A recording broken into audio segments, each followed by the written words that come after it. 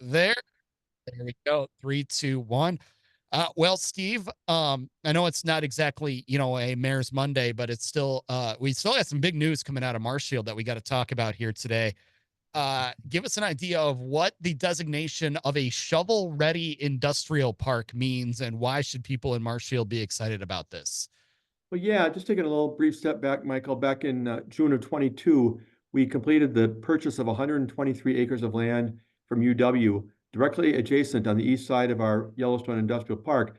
And that's great. You've got more land to develop, and that's wonderful opportunities for people to build new industrial facilities. But what does that mean if you don't live in Marshfield or this area? What do you know about it? Is it good land? Is it ready to develop?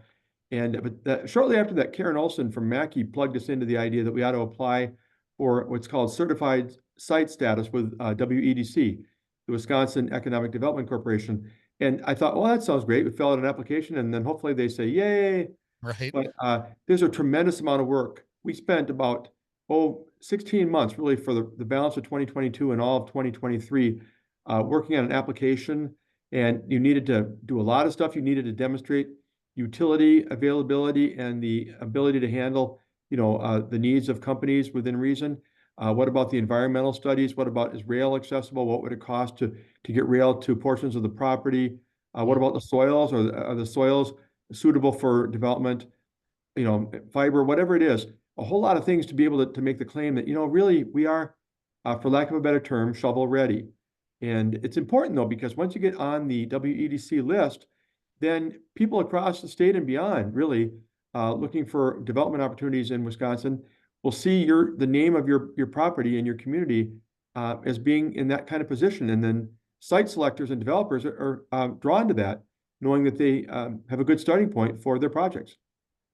Indeed. I would compare it to going to your bank or your credit union when you want to apply for a mortgage and getting that certified letter that says you are good for a mortgage of up to this value. So that way people know that you've done some initial checks. And while it's no guarantee then that you can just sign off on a couple of documents and get that mortgage, it shows that you've actually started the progress or the process, and that there is genuine interest there to complete a deal. That is a really great comparison, Michael. I agree with you fully. It's like ready to do business. If you wanted to start something with me and you wanted to maybe get me involved in a company, well, Steve, do you have any financial backing? Do you have any skills to bring to the table? I mean, otherwise, it's just a wing and a prayer. And this is way more than a wing and a prayer. This is property that's been studied. It's been, utilities have been brought to the locations where they can be extended onto your site. All the things are in place for someone who really wants to get going. And that really matters when they're talking about timelines, because some companies will come to you and they say, look, we need to be building within 6 to 9 months. And a lot of communities will say, sorry, we're not ready. We'd have to bring the water from over on the other side of the highway and all these kind of things. At that point, you're not even in the game. So it doesn't mean that we'll get all these bigger companies, but it does mean that we're now part of the process and potentially in the game. Yeah, and that's an important thing because many times when these deals do get started, it's you don't even know that they're looking at your site. The Wisconsin Economic Development Corporation will reach out to you and say, "We have a company that is interested. What can you do for them?" You're not even privy to the information that it's Amazon, or the information that it is inserts other multinational company here, or even in the point of your brethren in Stevens Point, uh, from the Department of Redundancy Department, Belgian snack food company that all of a sudden is interested in processing Wisconsin potatoes. You don't know that until you're No. maybe 50% of the way through the game. No, you're right. And what I'm told oftentimes, Michael, is that site selectors are looking for reasons to cut people out of the process. They start out with 80 communities and they can't analyze 80 communities. They're trying to narrow it down to a field that they can really investigate. And if you're on this list, you're there, where otherwise they might look at you and find an easy reason to chuck, click you off the list. Well, I'm sorry, you don't appear to have, to have dealt with a rail issue. You don't have rail nearby. Well, cross off Baraboo or wherever it is. I made up Baraboo. Hopefully nobody from Baraboo is Right. hearing this and thinking that I talked about them negatively. But Sure. That type of process. And so you need to be in the game to get down to that final, 5, 6, 7, 8, 9 communities. And this will put you in that ball game. Absolutely. So I guess on that note, then it's you just obviously got the designation. In Steve Barg's world, what do you want to see out there, and what do you want the companies to be able to bring to the table besides, well, I guess jobs that pay lots and lots of American dollars?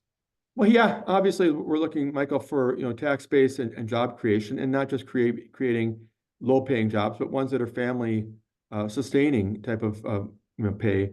But beyond that, I think we'd like to see some, if it works out really well, that complement our existing businesses.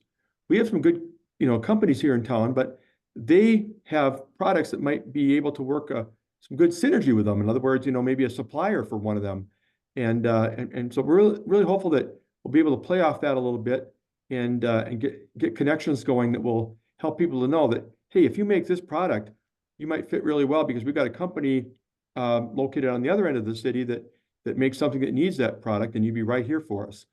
Uh, Also looking obviously for clean businesses. We want companies that are environmentally friendly, that they're maybe good community companies too. It's always nice to hear that one that wants to plug in even beyond their formal role, but would like to be active in the community in some way, shape, or form. Those are all like frosting on the cake to the bigger issues of job creation and tax base. But we're looking for companies that would really like to get into this community and really make a difference for themselves and for others.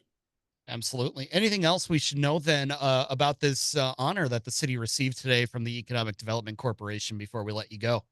Well, it was a very nice program we did, and we had people here from the state, from WEDC. Don Rosa was here. A lot of other folks were here to kick it off. And now the work that begins is really marketing. And we'll play off WEDC's marketing efforts to really get the word out about what we have here in Marshfield and try and get companies interested. Absolutely. All right. We will stop right there. And